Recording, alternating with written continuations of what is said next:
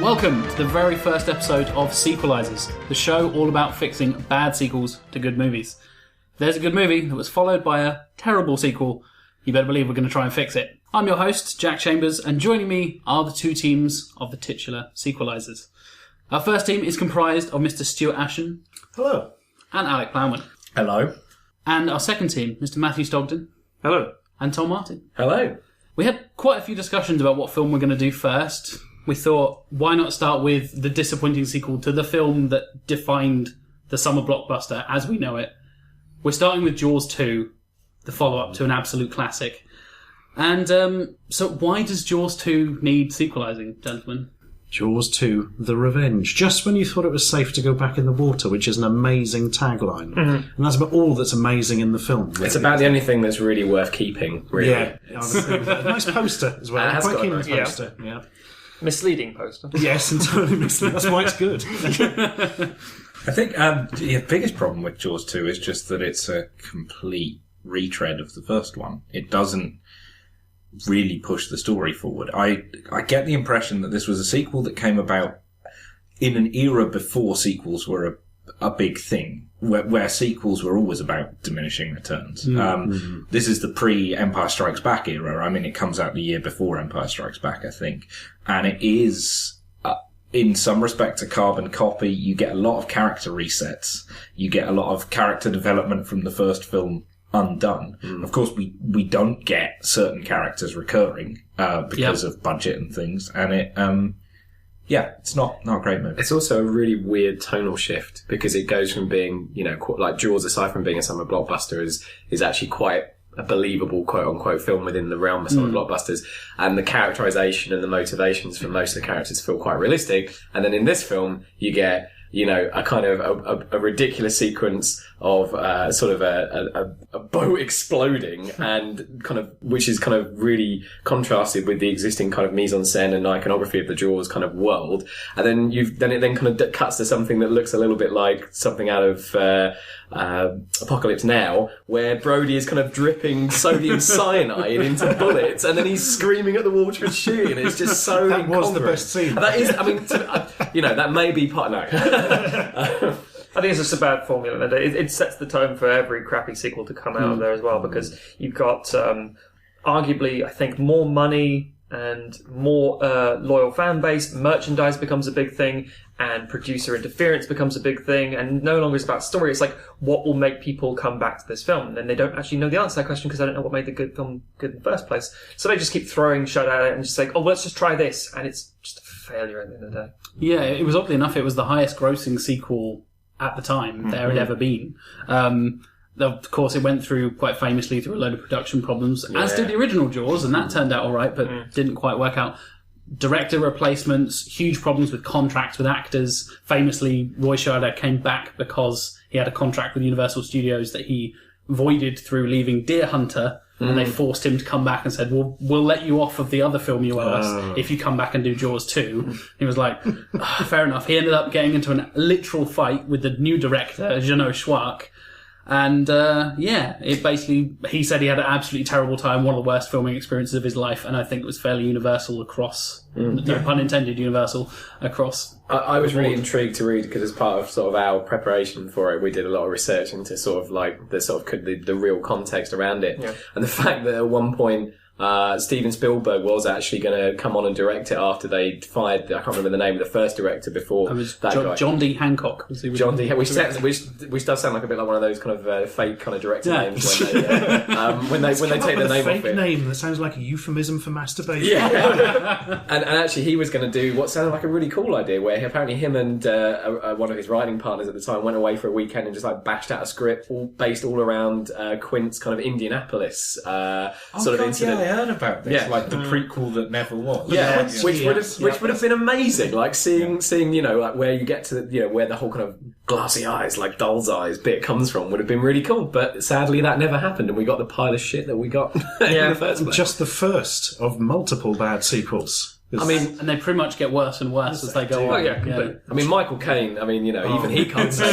He likes a paycheck. He does. For people who may not know, we'll tell them that Jaws 3, or Jaws 3D, very much shot for the very primitive 3D at the time, is based around an attack on SeaWorld by a killer shark. Yeah. I watched it the day before going to SeaWorld. That was not a good plan. Is this going to be like this bit from the IT crowd where you're just like... It's a sea park! A boy in a sea park! Damn, that mash is tasty. So, there we go. Don't sue And the us. fourth one, Jaws: The Revenge, with Michael Caine, famously, where like a shark swims all the way around the world to kill a specific person or something equally ludicrous. It's more absurd, and it goes on, and just... this is the best part, well, the worst part, arguably, about these films. They get more and more boring. And for a film of that nature, which, especially because the first is so tense, and remains so tense, I mean, if you've never seen Jaws before, you watch it and you still are gripped in the same way you were back in the 70s, if you were alive back then. Whereby... It's a formula that still works, but then you've got, same premise, bigger budget, same sort of effect, and it's just tedious. So, yeah. And it lacks suspense as well, which is the big, which is the whole big, despite all the problems with the original one. Yeah. And it was interesting that, that I remember reading in the research that the director actually said, well, at the end of the day, we've seen the shark now, so we're just going to have to show it. And that just doesn't work. You can't hide the shark again, you can't come back in the box. Yeah. And I think that's a fair enough point, but there's it's like Schrodinger's shark box. And you just can't do that, I think you have to do that. And hopefully we're going to fix that. Yeah, so the plan for this show is we have two teams, Stuart and Alec, and Matt and Tom, and they are going to pitch ideas to me, and in a way to you listeners, for fixing Jaws 2, basically. How they would recast it, get a new director, set it in a different era, whatever it is, whatever they want to do, however they want to fix this terrible, terrible movie. And, why don't you guys start off with team names. Okay. We're going to have team names every episode themed around the film in question. So, Stuart and Alec, why don't you kick me off? What's your team name? We're gonna go this week with the Brody Bunch. Oh, well done, Brody Bunch. We're just going with Street Sharks. Well, I'm going to say I wasn't expecting that. We're going to need a bigger plot. We have like 6 backups. We have a Hulk. No. Nice. So we have the Brody Bunch versus Street Sharks. Which is very nearly a cartoon I would love to see. Absolutely. You've also described our sequel. Funnily enough. So we're going to start off with basically elevator pitches. And Brody Bunch, why don't you start us off with your elevator pitch for Jaws 2? Jaws 2.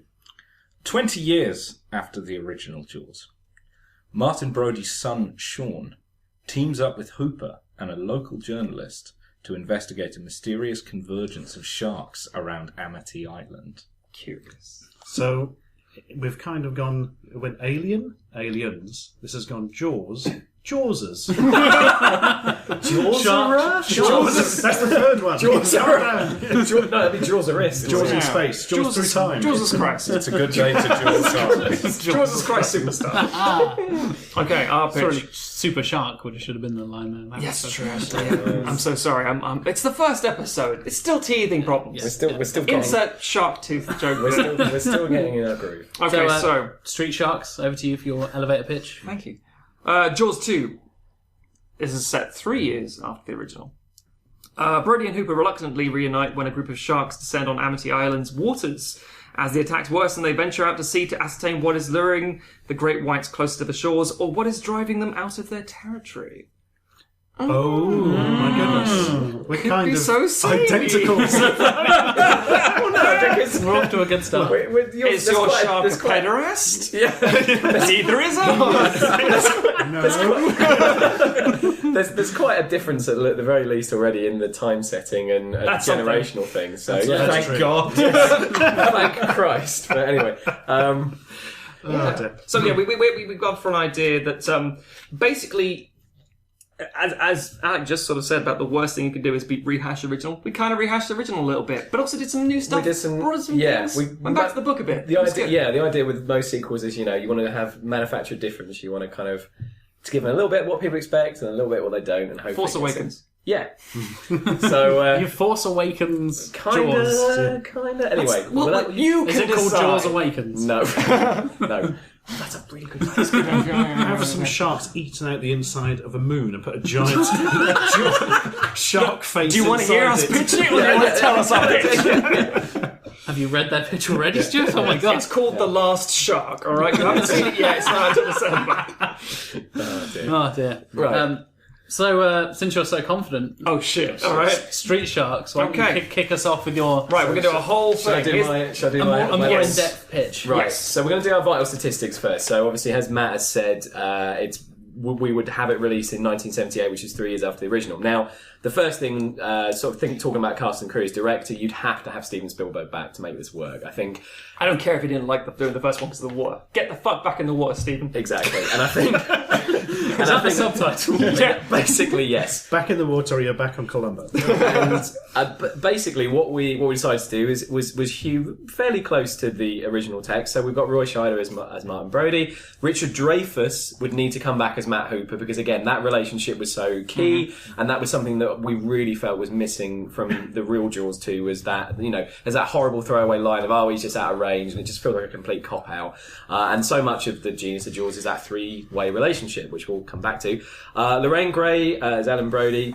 Murray Hamilton as sort of Larry Vaughan, all these existing people. But then the new cast is that we wanted to bring Emilio Estevez in as Mike Brody. Ooh. Now, because we felt that the actor, whom I think we've got in the notes somewhere, who plays the existing... Is named Mark Gruner. Mark Gruner. No disrespect If to you're Mark listening, Gruner. Mark, you done did a shit job. Yeah. We recast you. So basically, we felt that that he would be someone that could kind of bring in a little bit of something new to the role. He was very unknown at this point. He'd done like a role in Badlands, and obviously he was just about to do Breakfast Club. Breakfast Club and rebound. A good like 6 years later. So he was still like 16, 17 at the time. It's not unheard of. His dad's fucking Martin Sheen at this point, so people know who he was without being. He can still be Estevez. So I don't think his dad ever stopped being. At this point, no. At one point, he became Bartlett, and that's how it is from now on. He will always be He President also Bartlett. wasn't born Martin Sheen. That's also true. He literally did become Martin Sheen. One of the few people who literally did become Martin Sheen. There's not many people who can say that. But no, literally just him.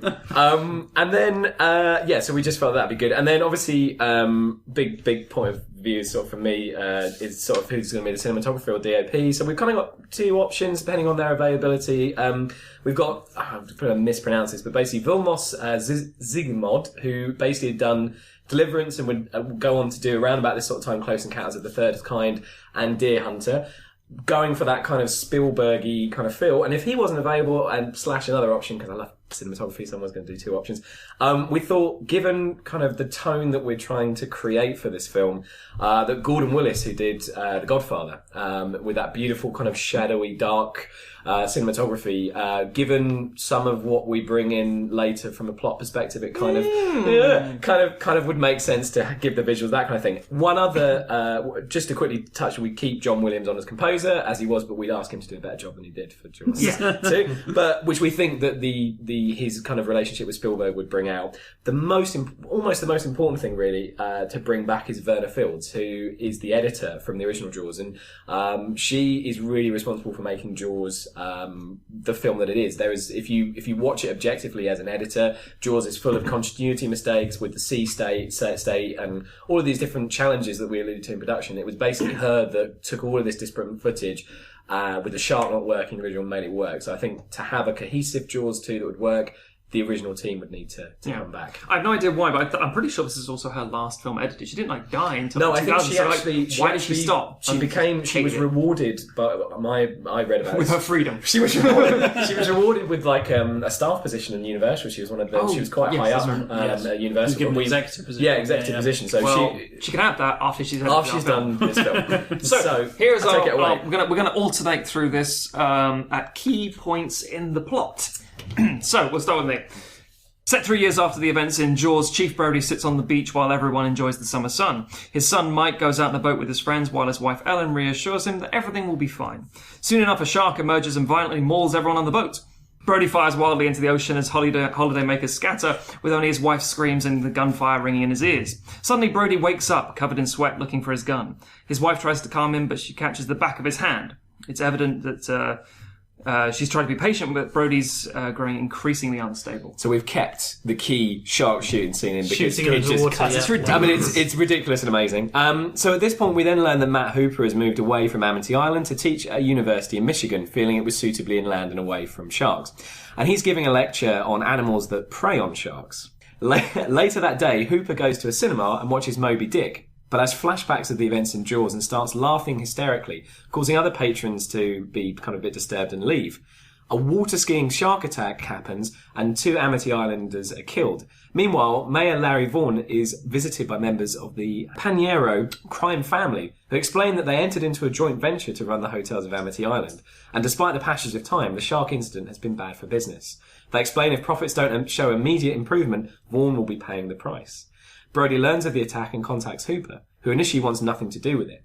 Brody then goes to Vaughn, who explains that for the good of the town, the beaches need to stay open. Brody doesn't understand how he can be in such denial after the events of the original Jaws just 3 years before. At that point, Hooper shows up at Brody's house, and both he and Ellen show a moment of understanding. Brody arrives home and gets angry at Hooper, insinuating he's a coward for running away in the first place and to stay away from his wife. During this ensuing fight, the phone rings and Brody learns that there's a pair of sharks that are tearing through patrons at the beach. They all rush down, they arrive at the scene, and we witness this hideous massacre as 2 great white sharks are just shredding swimmers. Mike Brody is present, but got out of the ocean in time. Several boats harpoon and kill the sharks very quickly. While everyone is celebrating, Mayor Vaughn uses the opportunity to praise their so-called shark defences and publicises the corps as the, in inverted commas, parents of Jaws, and the threat is gone for good. This seems to appease one of the mafia goons who's been shadowing Vaughn the entire time. Hooper explains that the attack defies all logic and experience. Hooper then suggests to Brody that the shark attacks aren't random and won't simply stop. Something is driving them from their feeding ground. After a fight with Ellen, Brody explains neither he nor Hooper want to go, but they have to. So then we kind of see a return to the kind of third act of structure of the original Jaws, where we have our heroes sailing far out into the ocean. So Hooper and Brody are having a conversation about Ellen and how Hooper has no one, and Brody is pushing away the only person he has. At this very point, they discover that his son Mike has stowed away on board. Brody is understandably furious and starts to turn the boat around, only to discover that the controls have become unresponsive. Mike says he can't see signs of fins, and Hooper explains it's because they're not in the presence of a shark. From the depths, a sonar cry is heard, and the boat starts to roll uncontrollably. The men lock themselves in the cabin as the boat tips upside down, creating an underwater viewing station. As the water slowly starts to rush in, they panic, and Mike spots an orca whale swimming towards the boat. Eventually, it crashes through the window, revealing a huge scar along its face, littered with shark teeth and several puncture marks in its hide from whaler attacks. The impact pushes the boat around again, and the group manage to escape to the hull of the overturned vessel. At this point, all very chaotic and shouty and man, the splashing waves, Hooper explains that this rogue animal is the product of whaling and mankind's actions in the sea. As he says this, he is torn from the boat and toyed with before being devoured. Mike finds a floating box and pulls a flare gun from it. Taking the gun from his son, Brody shoots the charging whale in the eye, disorientating it. Looking around for other weapons, Brody notices the fuel leaking from the boat. He orders his son to swim away from the boat on some debris while he attracts the whale. The whale takes the bait, thankfully, and charges toward the boat. As he gets in range, Brody fires the gun, igniting the fuel-covered animal, and he is sent flying through the air. With the whale dead, Mike swims to his father and keeps him afloat, and he slowly rouses consciousness, comes around, and they joke about how they're going to get back to shore. Roll credits. There we go. So Well done, gentlemen. Well done. So hopefully kind of a...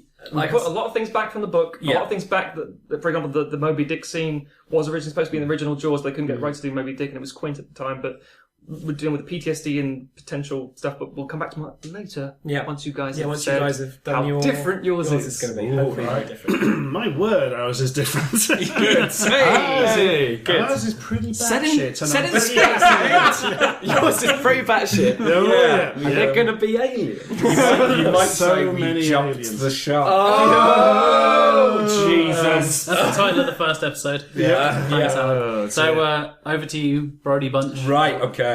Ours is set in 1995. Director, Steven Spielberg, of course.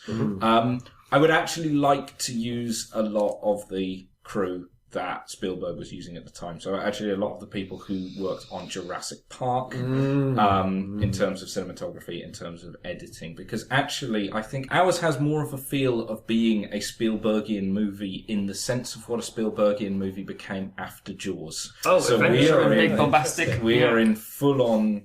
I was going to say Schindler's List. I was glad you said massive. It's a shark We're wear a in- red jacket. He is now. We are in full on Spielberg territory with this Cool. one. So our cast, we have and of course John Williams doing music. Yeah. Kind of goes without saying at that point. Yeah. We have Richard Dreyfuss returning as Hooper. We've gone a bit left field with Sean Brody, and our choice is Chris O'Donnell to play the. Chris O'Donnell, fresh off of the Three Musketeers at that point. I think. That is correct. Yeah. Right. Sean Brody is Martin Brody's youngest Yes, son. that's right. Yeah. People. And from what I recall, we couldn't get the original actor because he had some kind of terrible checkers. The original actor, he never acted anything else, the original Sean Brody, and is now a convicted sex offender. So I'm pretty confident that Chris O'Donnell will do a better job. So he's the real monster. So we weren't so far away. Clearly. So, okay, so our journalist character called Judy is played by Nicole Kidman. You may notice we've poached the people from Batman.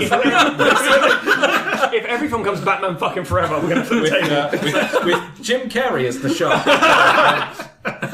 Hiya! Oh my god. No, our mayor character is played by John Goodman. Oh, good shout. Interesting. Okay. Yeah. So, the themes. The prolific Spielbergian trope of a missing father figure and the finding of a new father figure, somebody stepping up to the role of fatherhood in an unlikely place. Is it the shark? No, even we couldn't go that far. We almost did. We don't talk about that draft. We call that the Shark Dad. Played by Bill Cosby. It was a terrible. Speaking of sex offenders. Oh, God. I'm glad you went there, Jack. So, other themes. Local community taking back control from faceless corporate ownership.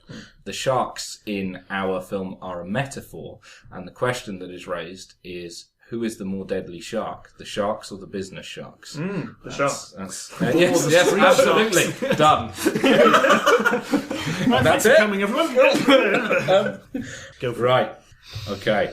Martin Brody has died. His youngest son, Sean, now a policeman himself, returns to Amity Island for the funeral. There are only 3 people in attendance, himself, Hooper, and local journalist Judy. Sean explains that after the Amity Island incident, Brody suffered terribly from post-traumatic stress disorder and drove the family away, with only Sean staying in touch. Brody became increasingly obsessed with sharks, becoming convinced that they are telepathic and congregating on Amity Island to avenge the death of Bruce from the first film. He blamed Bruce is the shark. In the first Not just some guy called Bruce. It's not Jim Carrey as Bruce Almighty. Oh dear. He blamed all the island's accidental aquatic deaths and disappearances on shark attacks. This isolated him from the townspeople, and the final straw came when he unloaded a full clip of ammunition into the ocean, convinced that sharks were attacking. He was then dismissed from the police, later diagnosed with Alzheimer's, which is the disease that killed. Judy is investigating a corporation that now owns a lot of the town. She suspects that they're dumping chemicals into the sea. The townspeople generally dislike the corporation and are suspicious of their plan to build a new marine research facility out at sea, a facility that is already under construction. She asks Sean to look through his father's things to see if there is any information about what the corporation is up to. Brody's house is covered in papers and books about sharks. The walls are covered in photos and maps connected by bits of string. He is a man obsessed. Hooper looks over it and thinks most of it is nuts, especially the telepathy nonsense and sharks wanting revenge. But the core research of sharks congregating and picking people off is sound, backed by the evidence that seems to have been covered up. Sean and Hooper call Jody over, and the 3 go full Scooby Gang. They build on Brody's information and work out that the corporation has indeed been pumping chemicals into the sea since the mid-70s, and the chemicals seem to be what's attracting the sharks. They go out in a boat to take long-lens photos of the restricted area where they suspect the chemicals are being dumped. but are hassled by 2 sharks before they can even get close. They go to the mayor, but the entire local government is in the pocket of the corporation. A tourist boat that ferries people around the sites of the original incident is capsized with no survivors. This drives Sean, Hooper and Judy to go public. The mayor has a meeting with the corporation, who assure him that the vibration devices they're fitting to the new research facility will repel the sharks. The trio hold a town hall meeting to warn the locals, but the mayor shows up to discredit them. He claims that all of Brody's research was nonsense fueled by his deteriorating health and brings up various embarrassing incidents. He attempts to explain away the photos that they have of the 2 sharks attacking their boat with less success. Many locals are loyal to the corporation and the mayor, but some of the older ones are ex-fishermen who are now scraping a living in the tourist trade. They believe the sharks are real and have eaten all the fish out of the water and are now coming for the humans as a result. Hooper becomes suspicious that the new research facility under construction may be another big chemical dump. They devise a plan to sneak their boat out to the construction site at night to gather evidence, whilst Judy and some of the locals distract the corporation's guards with a couple of fishing boats. Things don't go to plan, however. There are more guards than expected and they're heavily armed. Judy and the locals just manage to escape, but Sean and Hooper are caught almost immediately when they disembark on the construction site, which is in a very early state and mostly a mass of floating platforms and gantries. True to their suspicions, there is a mass of waste pipes fitted already. Hooper throws a fit and swings wildly at the guards, who threaten to shoot him. Raging, he smashes up a console, which causes the guards to panic. It's the vibration device used to repel the sharks. With it gone, the sharks immediately converge on the area and start attacking the boats. Sean and Hooper get the harpoons loaded on their boat just before it's destroyed, and fight together with the guards to fend off the sharks, but are overwhelmed. They make a final stand on the central platform, but just before all is lost, Judy appears with a large flotilla of boats. Most of the locals have come out to save them. They cause enough chaos to allow Sean and Hooper to board a boat and escape. We see the corporation's facilities being shut down, the mayor being arrested, and military boats sweeping the area to kill the sharks. Because we wanted a very final ending so there can be no Jaws 3D. I like that in two regards. Well, first regard I like about that is it sounds like mixed between Flipper and Sequest DSV. Yeah. And also, it sounds like a Roy sequel Scheider to our Jaws film. Yeah. Didn't Sequest DSV have Roy Scheider in as well? Yeah, Like, yeah. at the end, wasn't it? I'm pretty sure he is replaced by Michael Ironside. That's the limitation of my knowledge about Sequest DSV. Excellent. We would like to point out that the sharks having telepathy thing is something that Brody seemed to actually believe in the first film. When the second One. Second one. No, not the first one. Bloody hell. Yes. Yeah, I was going to say, that's not the And also, Michael Caine was in the first film. Yeah. So much, Joe. Take your meds. So, Brody Bunch, I'm going to give you a chance to ask questions and pick apart your opponent's pitch. Street Sharks, be ready to defend. We're ready. We're ready. We've got fists drawn. My God, they literally have. Yeah. Like Street Sharks. Yeah. My first question, I know this answer will disappoint me, but you literally said there was a water skiing shark incident. Please tell me the shark was water skiing. Sadly not. We meant more along the lines. It replicates what's already in the film. But not shit. Basically not shit, not with a stupid explosion, more gory and dark and people getting shredded up and... It might have a moment like Lady and the Tramp where he eats the water ski board and to the rest of the boat. If that's what you mean. Are you implying some kind of shark romance? Yeah. with the boat. With the boat. Yes. Yeah. He just wants to be with boats. Yeah. Or Yeah. she. It. It's a bit like Muscle Up Jaws. Yeah. Does that... Please. We liked the mafia thing. That seemed Okay. suitably seedy in a way. That's why we thought about Adds a bit of extra problems for the people. what we felt twofold. Well, one, that explains why we're talking about the kind of the Godfather Gordon Willis thing. We felt we wanted to have a little bit of that darkness and permeating the whole thing. But also we felt it kind of gave a lot of the problem with Jaws 2, as we've alluded to, is the fact that a lot of people just do stupid things for no reason, and the fact that the mayor clearly needed to be under pressure to actually behave. He should have as much PTSD as everyone else. Yeah. He's still a survivor as well, because it's like he's the mayor that got half the town eaten or what the fuck ever. So it's such a weird reaction to just say beach is open. Yeah, which is what he basically does in Jaws 2. Yes. So we felt that he needed to have pressure from an outside source that would, force him to behave in a way that then would let us progress the plot. And which again is present in the original book that Jaws is based on. Yeah.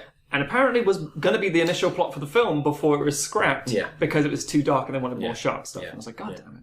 So again, it also another thing that's in the original book is that Hooper and Brody's wife have an affair. So we thought we'd allude to bits of that without actually going full on. Because the first book is kind of a metaphor for divorce on some levels. Yes. Something like that. Yes, exactly. So we thought we'd give it a little bit of a nod to it and give a bit more character development rather than being... Yeah. But you're maybe asking us questions. Moby Dick turns up, which I like, and as we said, has some presence there. My only real thing is the beaches have got to close. No, they've got to stay open. That kind of happened in the first one. Oh, yeah, we know that. Retread of Yeah. that there, but not a massive problem, I'm going to say. But, One question I had was the all of the stuff with the gasoline and the boats, was that inspired by Jaws the Ride at Universal Studios? Actually, no, because I've never written that right. No, same. No, I was really disappointed when I went to Universal in Florida a few years ago. They literally just shut it off to build more bloody Harry Potter stuff. Having said that, I'm going to Osaka and they do have still got Jaws. it. It's only business, so I will see Do it. And I'll just say, I thought of this! Watashi wa no! They've taken away the fire now though. Yeah. Oh, When what the fuck? I went in the 90s and there was so much fire it was ridiculous, and you came out with no eyebrows I think you described why they took the fire away. Are you sure it just wasn't on fire at the time? Yeah, I'm just repressing memories. I think it's one of those things of how do you get rid of, for example, in Jaws 2, I must confess the Cable Island thing makes a bit of sense. I mean, yeah, okay, you've got electricity, why not? I mean, I don't know how electricity works. I don't think the sea is a conductor because lightning must strike it all the time.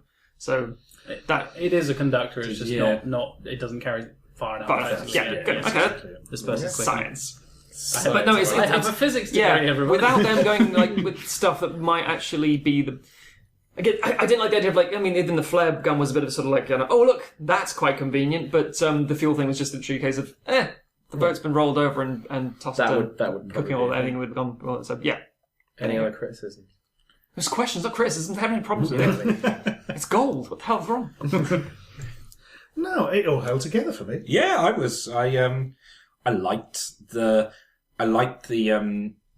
proximity to the first one. I liked building on the Brody and Hooper relationship, and I liked bringing in the son.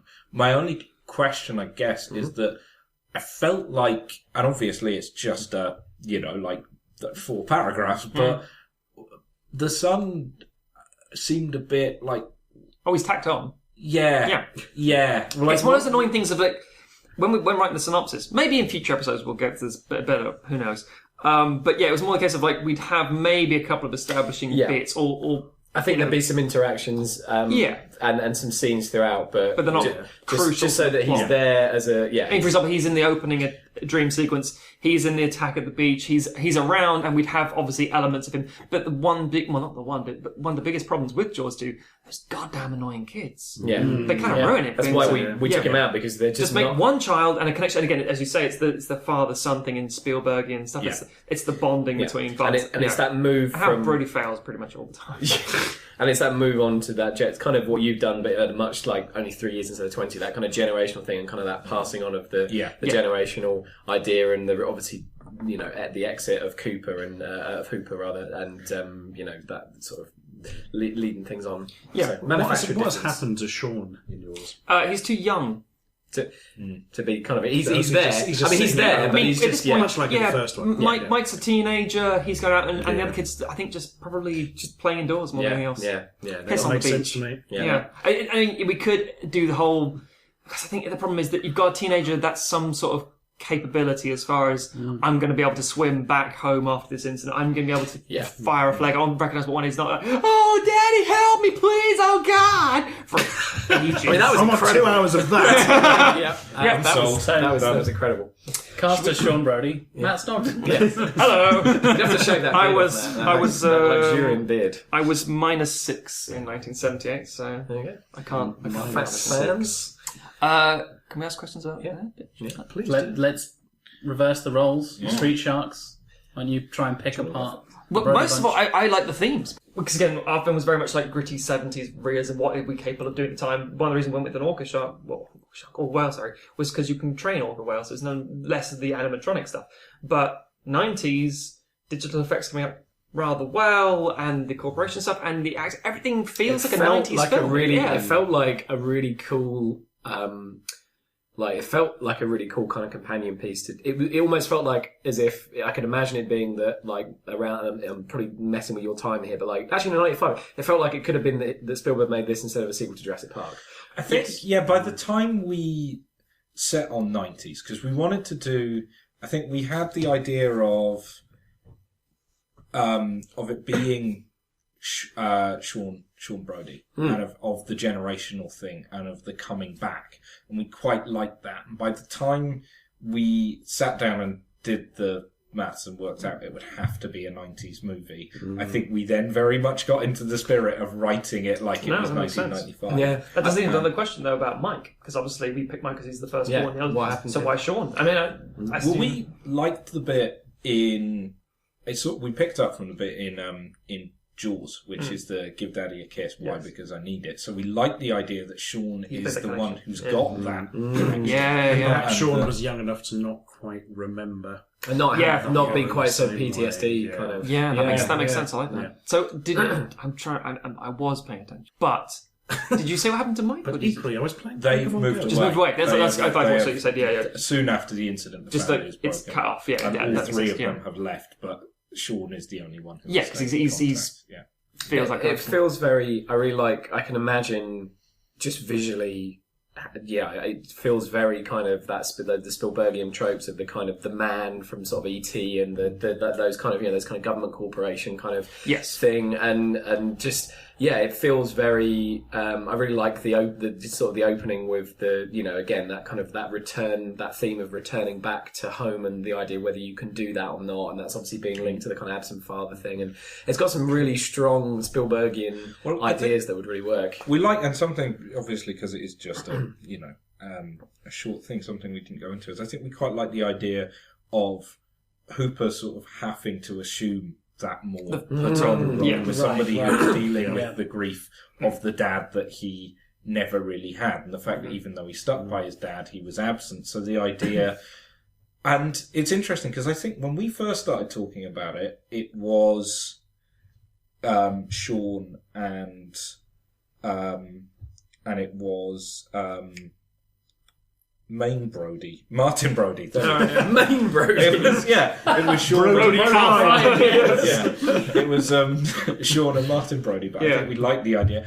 Just of bringing Richard Dreyfuss into it. Yeah. Yes, I agree with you. I think that's a solid choice because I think it just old ass Scheider would have been so. I think that might have sunk the film. Also, it's such a silly observation. It's like with the flotilla at the end. Was it Nicole Kidman leading the flotilla at the end? Because all I saw was... On a BMX. All I saw was Waterworld and got...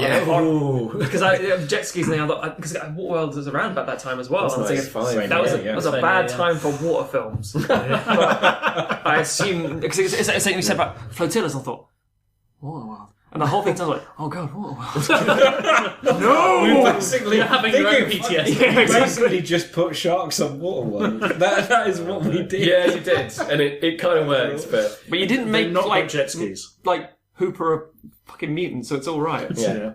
Although I see Alec shot down the idea now, though. Yeah, but not really. Just to be poked fun at. But yes. Alec did shoot down my idea of having RoboQuint come back. Telling him foreshadowing. Yeah. We've already hinted at future episodes here. The listeners don't even know what's happening yet. Yeah. It's interesting you both went, obviously keeping Spielberg, keeping Williams, Dreyfuss coming back. They're kind of the obvious choices for a sequel. You went in very different directions with The Children, which I thought was good. Going with Mike and going with Sean. Team Mike? Team Mike and Team Sean, is that what we're going for now? Sean. Sure, that's our new team name. Shawnee B. Yeah, Mike the Street Shark. Mike, there was one called Mike. It's a very 90s like we do. The little street shark that could. A street shark called Design. That's the title of the episode again. Weird tangent there. Where the street sharks have no. Oh, Jesus. The rest of the episode is just puns. 20 minutes of episode, 4 hours of Street Shark related outfit. Question for the Brody Bunch. How do you think Spielberg in 1995 post Jurassic Park would affect how he would approach this sequel? In what way do you mean? What specifically? Why pitch it in 1995? What makes Spielberg in 1995 interesting as a I think director it's- compared to doing it like they did From in the original Spielberg's year? point of view, it's a bit like when Lucas saw Jurassic Park and went, now is the time I can do what I want to do with Star Wars and fuck it all up like a cretin. I don't think he probably said that. But equally, I think Spielberg is now thinking with CGI, we can now actually have multiple sharks. And while we can still have the puppets, He made dinosaurs work, I think. Yes, that's exactly it. We can now go back and do the If you can do dinosaurs, you can do sharks. Yeah. I think we also, though, we like the idea of the 20 years later thing just to give it a bit of distance, because then we can bring in that corporate stuff. And we found ourselves just... Because I don't think... We didn't initially commit on Steven Spielberg, did we? No, and we then we didn't, no. found it ended up being very Spielbergian in like a very different sort of way. Yeah. In like a post... When Indiana he's more Jones of kind a of Spielberg. spectacle director. Yeah. But also with the family themes and things. Yeah. So, because initially we were open to somebody else, but that just ended up being the way it... The sort of Super 8 thing where J.J. Abrams just makes a Spielberg film and everyone goes, did Spielberg direct this? Like, no, he didn't. Oh, shit. That's Pity weird. he might have made the ending work. Yeah. And then they all fly away. It's wonderful. Sorry, I cut you off there. So my main question for you guys is the mafia side of things. And you leave it on a little bit of a cliffhanger there. Yeah. Are you thinking Jaws 3? Because you guys, the Brody Bunch, very much tied it up, and as you said, Stuart, you want nothing to do with no possible Jaws Michael 3s or Caine could do 3Ds. another film to get a house. I think we could do a Jaws 3 with the Dennis Quaid. Yeah, I mean, I think it's that thing of obviously trying to keep it in the context that potentially, maybe another 10 years later come back and or even do something similar to the Brody Bunch have done sort of Your 20 Jaws years 3 later. is their Jaws 2. Yeah, Because your Hooper is a robo Hooper. Yeah. Quite... That needs to go on a t-shirt. It was a robo. So yeah, I think that's the kind of thing is that, and also I think that I'm trying to make too much of like a larger, broader theme. I think it's that thing, the mafia doesn't go away just because Yes, it's like sharks. Sharks are you're never going to solve the shark problem. No. Because you're never going to solve crime problem. they're the sharks of Batman, crime. God damn it! They're the sharks of crime. Yeah, and I think it's the idea that when combating nature, there's that stupid understanding that it's like, I want to quote Godzilla, but thinking you're in control mindset. And the idea is, in this case, it's like, oh no, we'll just solve the shark problem. It's like, what, you're going to kill all the sharks? It's like, no. There'll always be something else in the ocean. There's always something else to get you because whatever. And the same thing with the mafia. It's like there will always be something coming for you. Even if this mafia goes, the Irish mob come in, there's always someone out there who's going to take over, cut off a head and the thing sprouts out of its place. So, Which is a similar thing with your corporations. I think that's the kind of the seedy background for the both of you. You've gone in very different directions, but in a similar tone, yeah. And we like the idea of relating that back to the first film as well. The idea that this is endemic and has been going on for years in the background. I think it works quite nicely with that kind of that sort of faded, the kind of the idea of, and that's I think we'd like to kind of bring that out in the cinematography. The idea of, seaside towns are very seasonal, that's tacked back to the idea in Jaws where it's like, we've got to have a good season, and obviously in the summer it's all really smiles, but then out of season it's quite a dark, quite foreboding, dingy kind of place. Seaside towns. Yeah, and Wales. And I mean, it'd be thinking like, seaside towns are a place you can get donkey rides and ice cream, in this country at least. I don't get in America. Fist fights. But then if you think about like Boardwalk Empire and Jersey Shore, people get shivved up under the boards. That's just how it goes. It's a bad place. I should start watching Jersey Shore. Yeah, a lot of gorilla fights. So with that we wanted to really bring that kind of underbelly out. There's desperation when you're desperate for money. And if you get in with criminal element, or if you get desperate and start training sharks. So you're kind of behind it between like a kind of a rock and a hard place where you've got the sharks coming in from the shore and you've got the mafia coming in from the other way to pressure up the characters. Again, the corporation thing, I really like that sort of exactly similar. Yeah, it's a really nice.